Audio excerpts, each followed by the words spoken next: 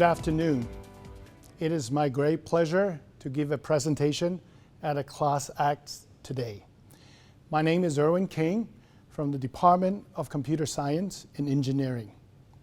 Without further ado, let's begin. We all love to travel. Traveling is a way for us to explore new places, people, and culture. So today, I would like to share with you parts of my journey on how I became a computer scientist, working on artificial intelligence and machine learning. I remember when I was a high schooler on a field trip to the Big Bear Lake near Los Angeles in the early 80s. In those chilly evenings, I would look up into the heavenlies and be awestruck by the magnificent and beautiful night sky that served as a portal into the universe that we live in. The universe is old, at an age of 13.7 billion years old. It is vast beyond comprehension, with a diameter being 93 billion light years wide. It consists of trillions of galaxies and billions of stars and planets in each one of these galaxies. But the closest star to Earth, which is the Alpha Centauri, will take us 40,000 years to reach by our spacecraft, the Voyager.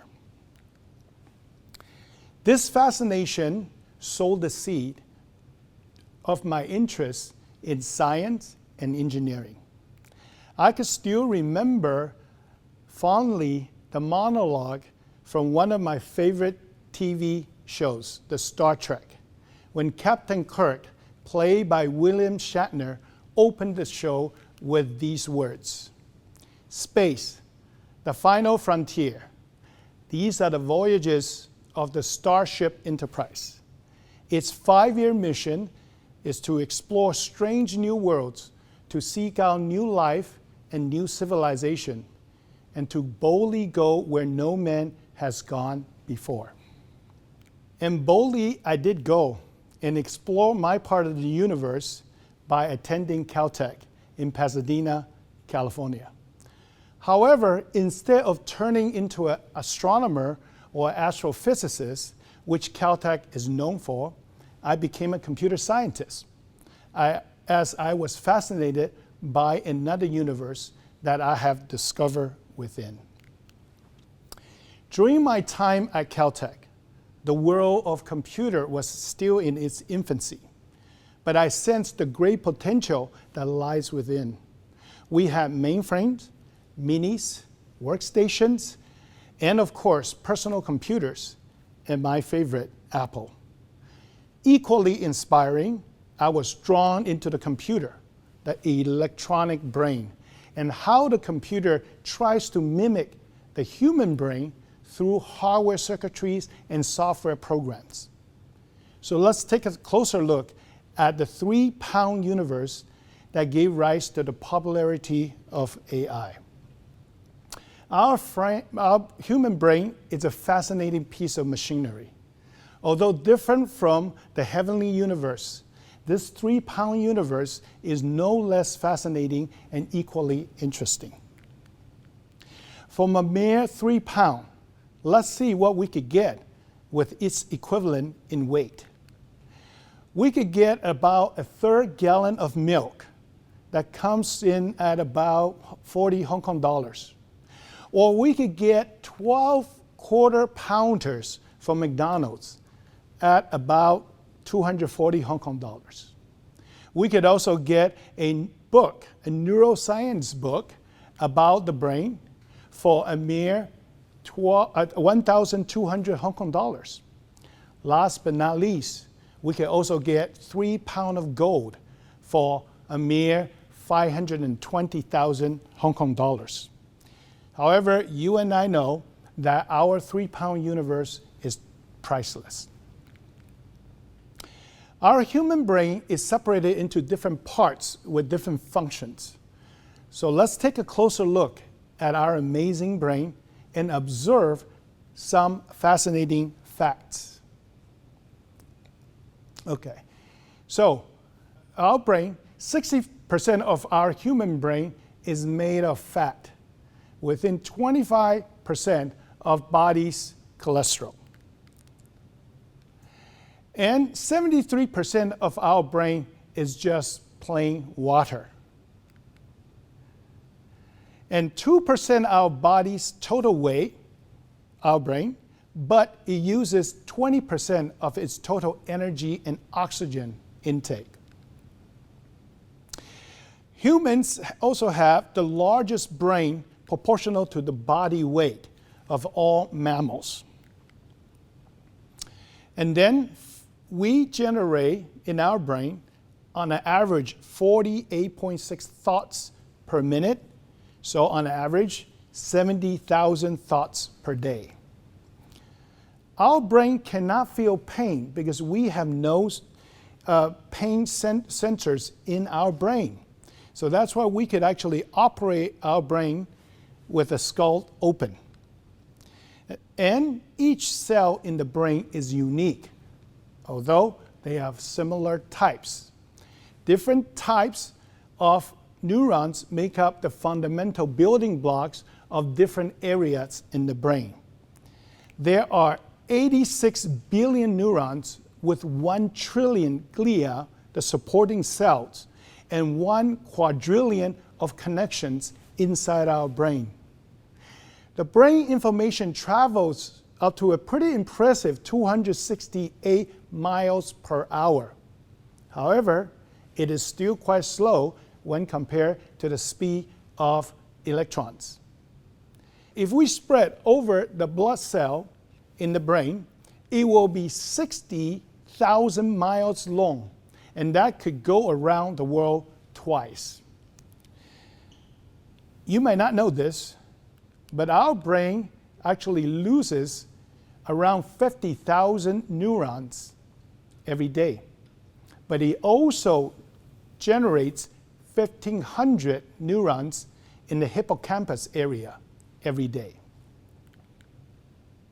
So if you compare an electronic brain, which is the computer, versus a human brain, what do you see? You will see that our brain is much more connected, runs slower, but is organic.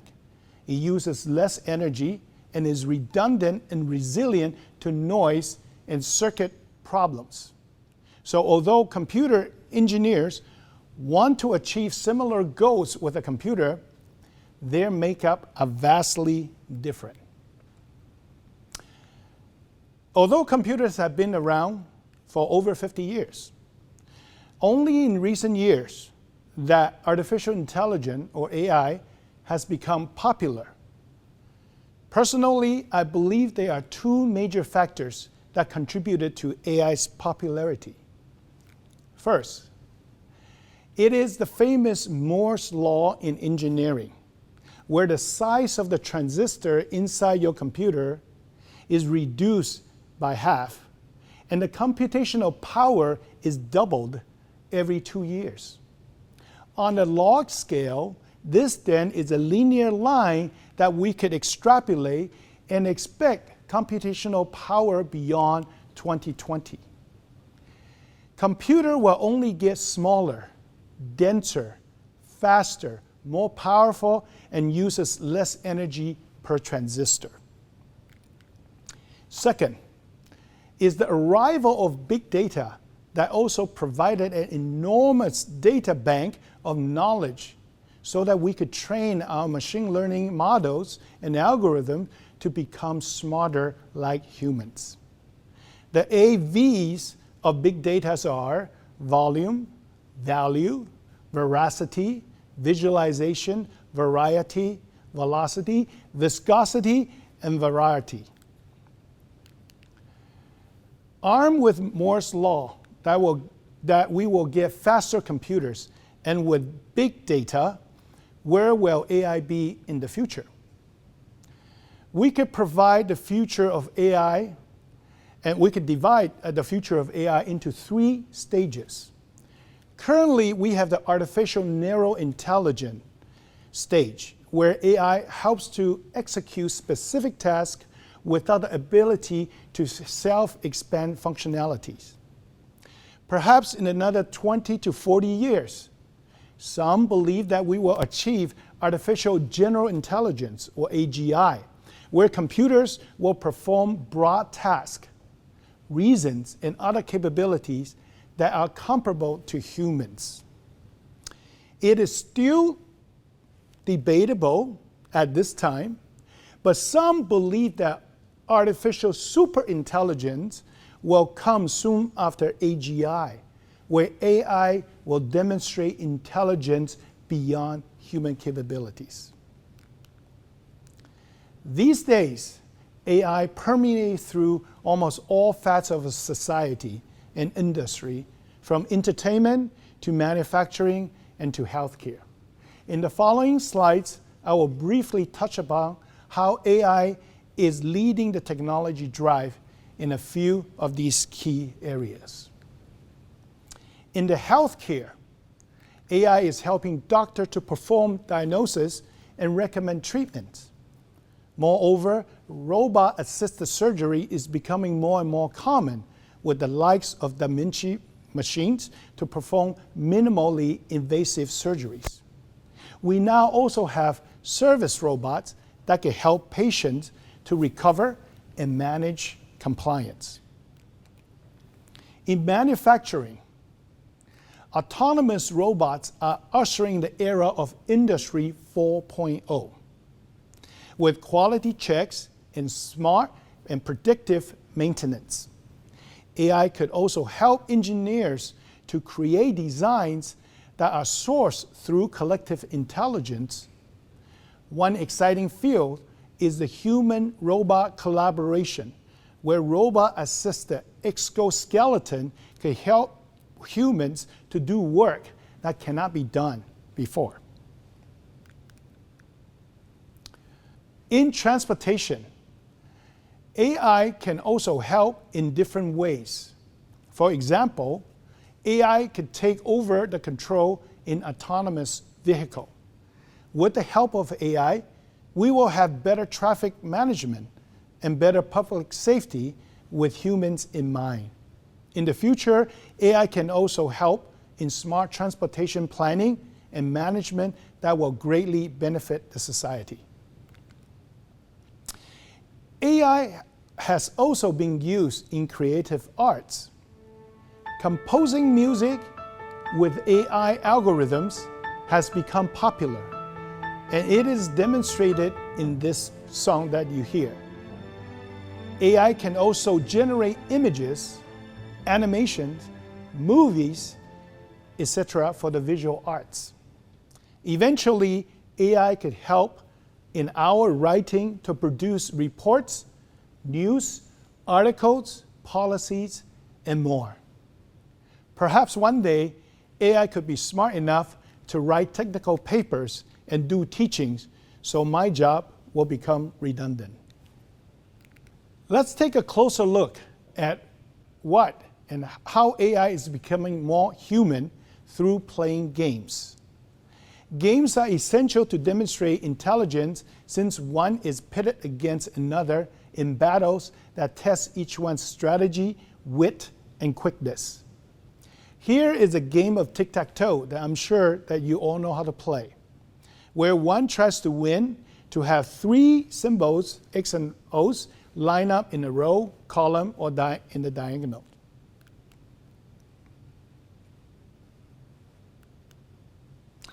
In a tic-tac-toe game, where players alternate moves by putting down X and O's, we could see that we could draw all the possible moves that the players can make. So when we start the game of tic-tac-toe, the board is empty, and we have 9 choices that we can make. Once a choice is made, the other player can then have 8 choices to make, and the next player will have 7 choices to make, and so on and so forth. Then to permeate all possibilities, well, this will become what we call the game tree. So since tic-tac-toe uses a 3x3 board, there are only 9 possible slots on the board. And here's the illustration of a game tree.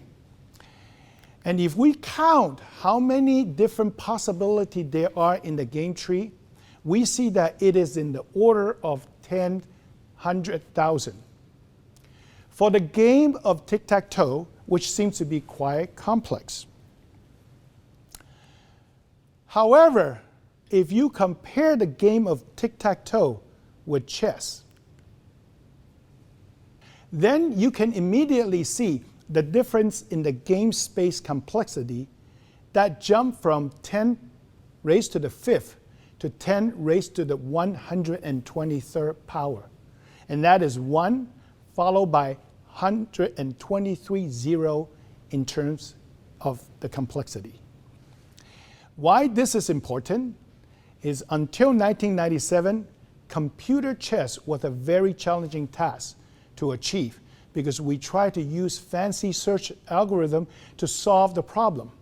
But in 1997, IBM's Deep Blue computer defeated the world champion chess player, Garry Kasparov, in multiple matches.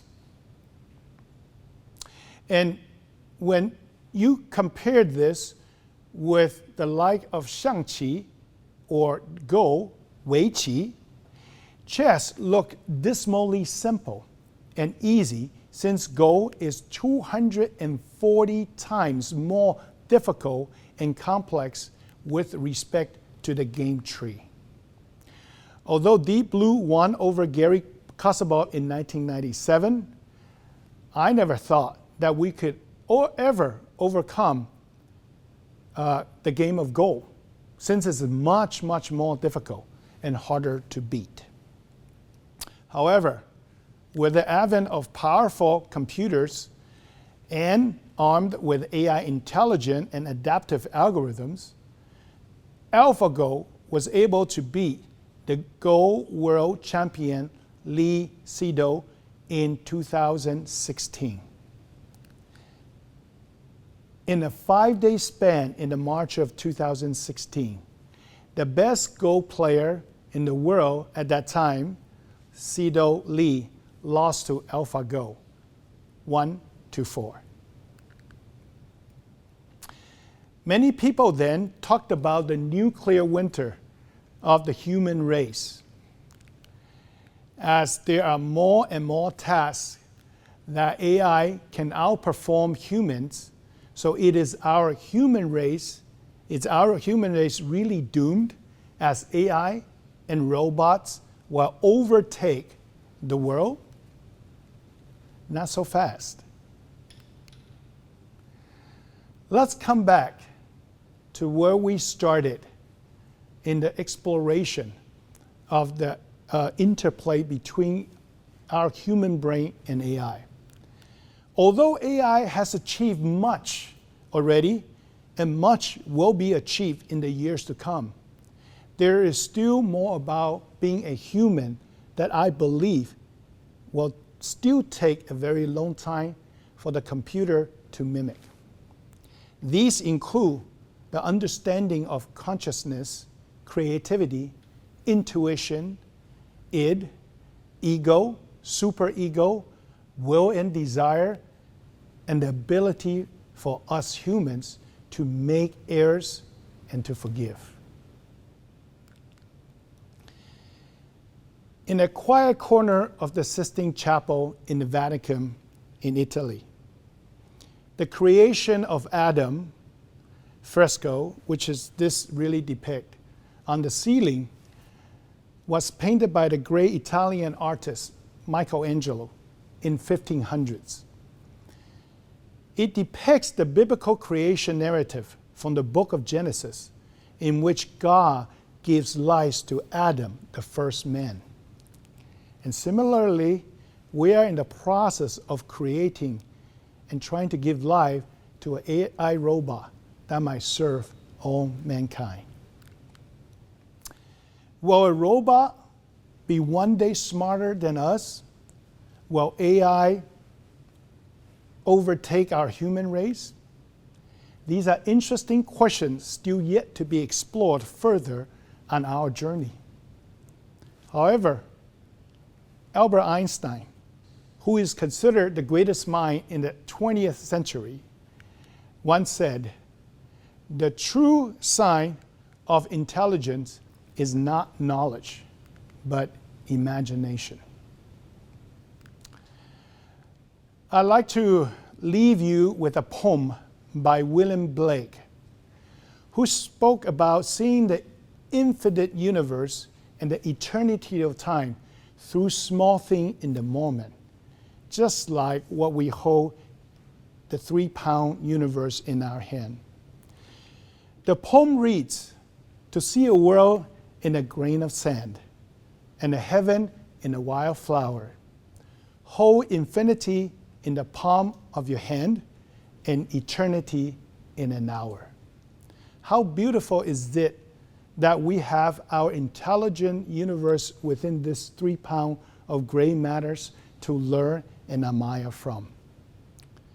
Should we become more machine-like by stripping ourselves of humanity for the sake of being efficient? Or should machine become more human-like? Will these paths ever converge or cross in the future? At this time, AI machines do not have imaginations, nor can it be inspired. But you in the audience can, which set you apart from AI and from computers. It is my hope that you are inspired with the fascination and amazement in today's class acts, and boldly go exploring where no man has gone before. Thank you. Let's go into the Q&A session. I see that there are a couple of questions, and I'm going to just read it out loud before I answer them. The first question: the famous scientist Stephen Hawking has warned that artificial intelligence could end mankind because this is the likely consequence of creating something that can match us or surpass humans. What is my take on this? Well, I don't try to pretend that I'm smart as Steve Hawking. He is indeed a very, very intelligent and smart person. And I do think that what he says has wisdom because he thought it through. Can we actually create something that is beyond us? In the latest picture in the Michelangelo's, fresco, God created mankind, and now the mankind is trying to create a robot. In some ways, I don't think that maybe one day we could be better and better, but not equal. Just like man cannot be equal to God. And I'm hoping that robots cannot equal like a man. Although it could get better, it could get smarter, there is still something that is intangible that I believe as a human. Or else, there is no humanity that we need to talk about. So my take is that he is really serious about the intelligence could end, the AI could end mankind, okay, if the AI actually gets too intelligent. I see the question number 2. In the future, would it be possible to implant AI into human brains to make an ordinary person super smart? I think even today we are already implanting a lot of things into our brain. I think one day I'd like to have maybe a smartphone being implanted in my brain so I don't have to keep on looking at my phone. But jokes aside, I think that we have the technology actually to fuse, say, the visual pathway so that blind people could actually see and even the deaf could hear. And I think that these are actually good application of advanced technology and AI application that we could actually use in our daily life that could help those people who needed help. Now, whether we could become super smart, this is almost like the stock market. If one person gets super smart, okay, so he has the advantage. But if everybody gets super smart and everybody have the same trading strategy, there's no strategy at all. So I'm hoping that we will not use that, okay, to make us super, super smart. but we will try to make the computer more intelligent. That's true. I see question number 3. What will happen if AI with imagination is created in the future? Would that be a good news or bad news to human beings? Wow, this is really a tough question. As I shared before, I think this is still debatable whether computer or AI could ever have these things, a quality of being a human, such as creativity, consciousness, right? And even imagination or dreams and so on and so forth. My hope is that it will get pretty close. But whether that is exactly the same thing is yet to be answered. I'll give you an example, right? We created airplanes, okay, in order to fly, okay? But that doesn't mean that the airplane has to flop its wing and fly like a bird, but it could still fly. So can we actually create something that is imagination that is close to humans' imagination, but is in a different way? I think it's possible, but time will tell. Okay? Okay, can AI be the human in future? That's a good question, but I think that I already answered that, right? AI could do a lot of things. AI already can beat us in playing chess, in playing Go, Weiqi. So AI could do a lot of powerful things, and it's going to become more and more powerful as time goes on because the Moore's law and the presence of big data. Okay? It is, I think, my desire that we will use AI for the good of mankind. But we need to actually think about the ethical issue, the moral issues, and the justice issues when we actually design AI for computers in the future, so that what we created will not come back and control us. And that's it.